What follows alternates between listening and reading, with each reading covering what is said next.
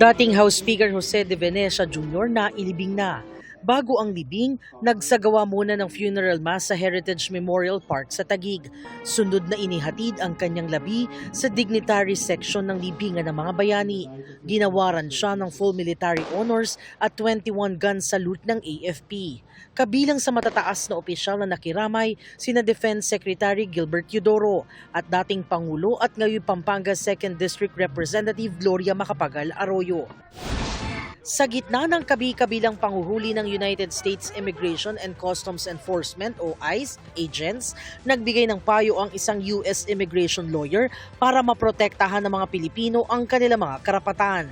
Ayon kay Attorney Michael Garfinkel, hindi basta-basta nakakapasok sa mga bahay ang mga tauhan ng ICE na walang dalang warrant na pirmado ng isang judge. Huwag daw sila agad pagbuksan ng pinto. Sakaling masilbihan ng judicial warrant o maaresto, ipagbigay alam ito agad sa inyong abogado. Maigi raw na huwag tumakas. Sumunod muna sa mga utos ng ICE agents at ipaglaban ang inyong mga karapatan sa korte.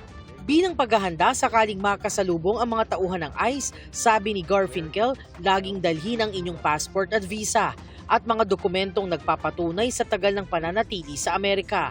Sa US Senate hearing kamakailan, napag-alaman na planong gumastos ng gobyerno ng Amerika ng $38.3 billion hanggang sa katapusan ng taon para sa detention center ng mga inarestong immigrant at nakatakdang ipadeport. Para sa GMA Integrated News, ako si Jamie Santos, ang inyong saksi. Mga kapuso, maging una sa saksi.